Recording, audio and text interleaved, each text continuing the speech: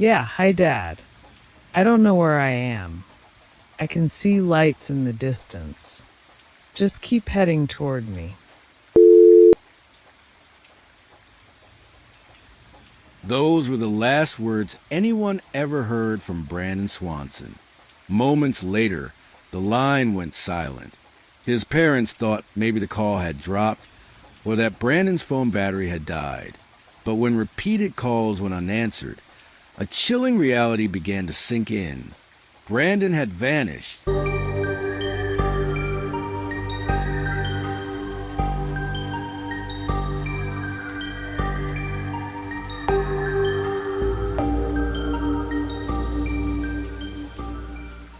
It was the night of May 14th, 2008, and what began as a routine drive home quickly spiraled into one of the most baffling missing person cases in Minnesota's history. Despite an exhaustive search, no one, friends, family, or law enforcement could piece together exactly what happened in those final moments after Brandon hung up the phone. It begins on a quiet back road in rural Minnesota, the kind of place where the night stretches endlessly, where silence presses in, broken only by the crunch of gravel under tires and the hum of a lone engine. It was May 13th, 2008, a night like any other. But for 19-year-old Brandon Swanson, it would be the last time anyone ever heard his voice. Brandon wasn't a troubled kid. He wasn't running away, and he wasn't looking for danger. He had just finished his first year at college and was celebrating with friends. Laughter, stories, the carefree glow of youth. It was supposed to be a simple night.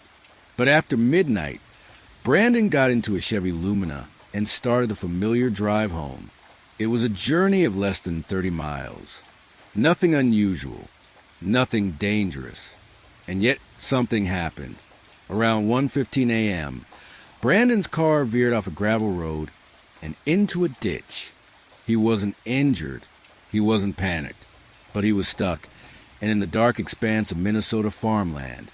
Stuck can quickly become stranded. He reached for his phone and called the people he trusted most, his parents, Ann and Brian.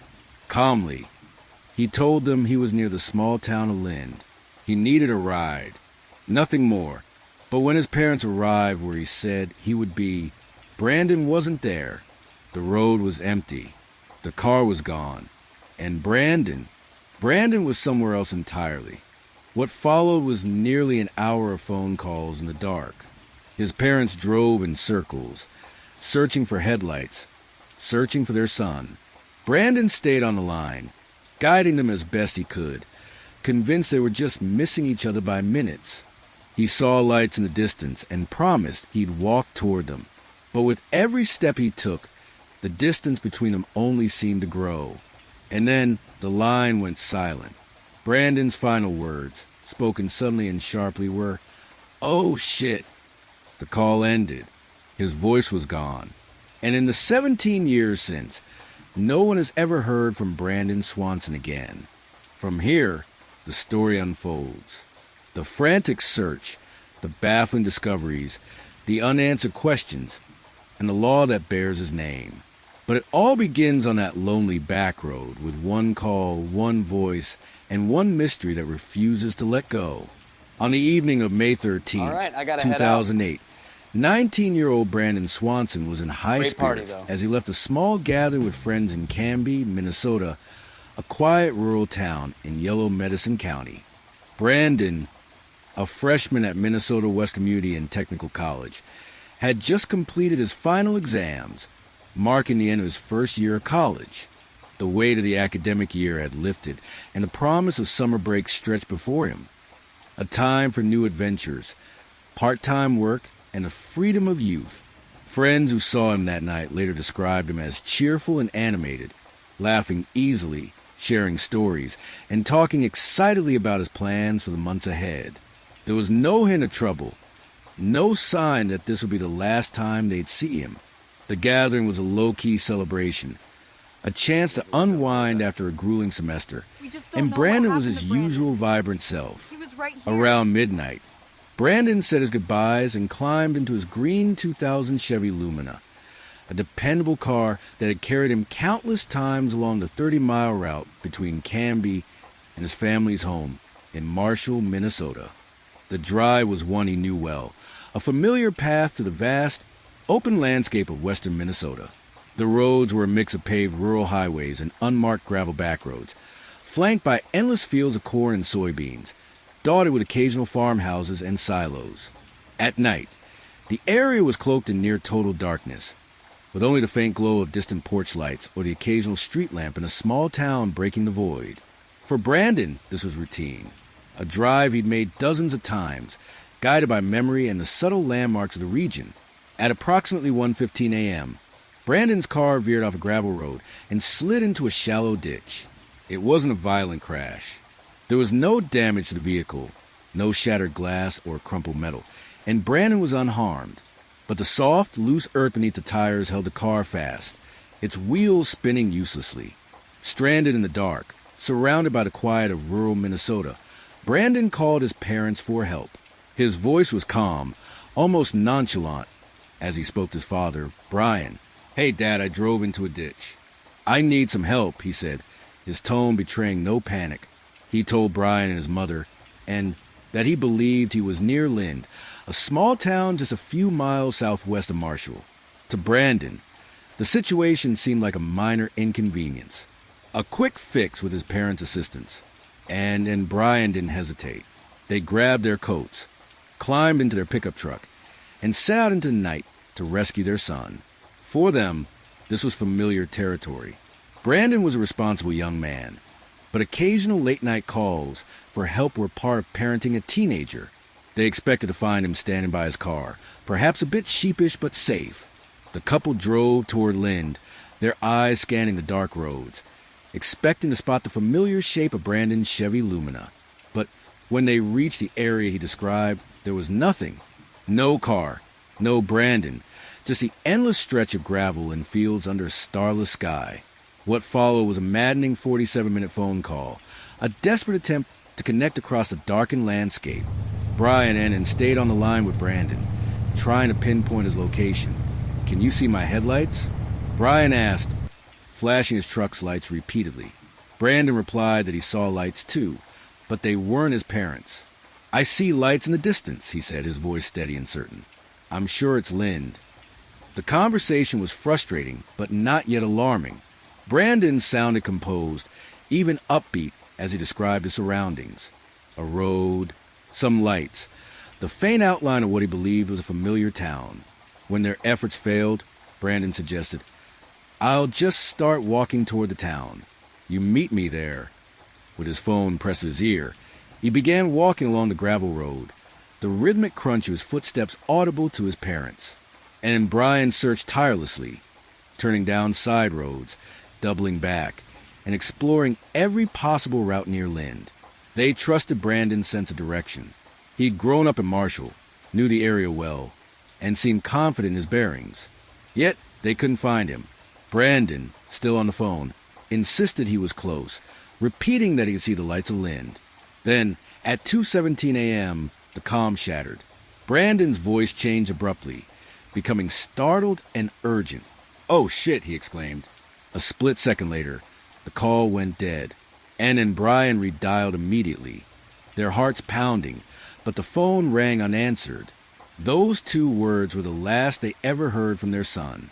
When morning broke on May 14, 2008, Ann and Brian contacted the Lyon County Sheriff's Office, reporting Brandon missing. Authorities mobilized a search effort that would become one of the largest in Minnesota's history. Within hours, investigators located Brandon's Chevy Lumina, but the discovery deepened the mystery. The car wasn't near Lind, but 25 miles away, in a ditch near Taunton in Lincoln County. The vehicle was undamaged, its keys in the ignition, the driver's door ajar, and Brandon's belongings untouched. If you want more true crime stories like this, make sure you subscribe and turn on notifications, because sometimes the scariest mysteries are the ones still unsolved. There were no signs of a struggle or foul play. The discrepancy stunned Ann and Brian. How could Brandon, who knew these roads intimately, have been so mistaken about his location? Brandon, Hundreds of over here. volunteers, local residents, friends, family, and strangers join law enforcement in combing the vast rural landscape. They search fields, drainage ditches, and gravel paths, their boots sinking into the damp spring soil. Helicopters cut across the gray skies, scanning the terrain from above. Search dogs picked up Brandon's scent, noses to the ground, leading investigators toward the Yellow Medicine River, a shallow but deceptively swift-moving waterway. The trail suggested Brandon had been close, perhaps even attempting to cross. Yet when divers plunged into the river's cold, murky depths, they found nothing. No body, no clothing, not even a single trace of Brandon's phone. Days blurred into weeks, and weeks stretched into months. The search widened to abandoned farmhouses, wooded groves, and open pastures. Volunteers crawled beneath bridges, checked culverts, and combed through thickets. But every effort ended in silence, in emptiness. Western Minnesota's landscape is both breathtaking and merciless. Fields roll endlessly toward the horizon, punctuated only by the occasional farmhouse or weathered grain elevator. Tiny towns, Lynn, Taunton, Porter, are little more than clusters of homes, their populations counted in the low hundreds. At night, the countryside transforms into something almost otherworldly. The darkness is complete, pressing in from every side. Only distant farm lights or the faint glow of a street lamp puncture the black. In 2008, GPS-equipped smartphones weren't widely used. Brandon, like most people at the time, relied on memory, landmarks, and instinct. That instinct may have betrayed him. A scattering of lights on the horizon could easily be mistaken. Lynn for Taunton, Taunton for Porter. A wrong turn could lead him farther from safety and deeper into rural wilderness. Several theories emerged in the months following his disappearance. The most common, drowning. Brandon may have misjudged the Yellow Medicine River, attempted to cross, and been swept away. But despite exhaustive searches, no remains have ever surfaced, a fact that puzzles experts. Typically, rivers return what they take. Another possibility is hypothermia. On that May night, the air dipped near freezing. Wet, exhausted, and disoriented, Brandon could have succumbed to the cold, yet the flat, open farmland makes it unlikely a body could stay hidden for so long. And then there is a theory of foul play. The abrupt end of Brandon's phone call, his final words, "Oh shit," still haunt investigators and his family. Was it a slip into the river? A fall into a ditch? Or something far more sinister? An encounter with someone he never expected? There was no sign of a struggle, no tracks, no witnesses. Just silence. Brandon's confidence that he knew his location may have been a tragic miscalculation. What he thought was Lynn may have been another town entirely, pulling him farther and farther into the unforgiving night. For Ned and Brandon Swanson, the search for answers has become their life's work. In the aftermath of their son's disappearance, they learned that Minnesota law treated missing adults differently from missing children. In Brandon's case, that meant delays. The Swansons turned their grief into action, fighting to change state law. In 2009, their efforts paid off. Brandon's law was signed, requiring law enforcement to take immediate action in cases of missing adults. It was a law born out of heartbreak, one that has since saved lives. Yet for the Swanson family, there is no closure. 17 years later, each spring, volunteers still gather in western Minnesota to search, trudging across the fields, scanning the banks of the Yellow Medicine River, hoping against hope that one overlooked clue will surface. Every year, the same questions remain. What did Brandon see that night? What made him cry out in those final seconds? Did he stumble? Did he encounter someone? Or did he finally realize just how lost he was? The case has become a haunting mystery in true crime circles, not just for the lack of evidence, but for the chilling ordinariness of it all. A young man on his way home, a phone call to his parents, and then nothing.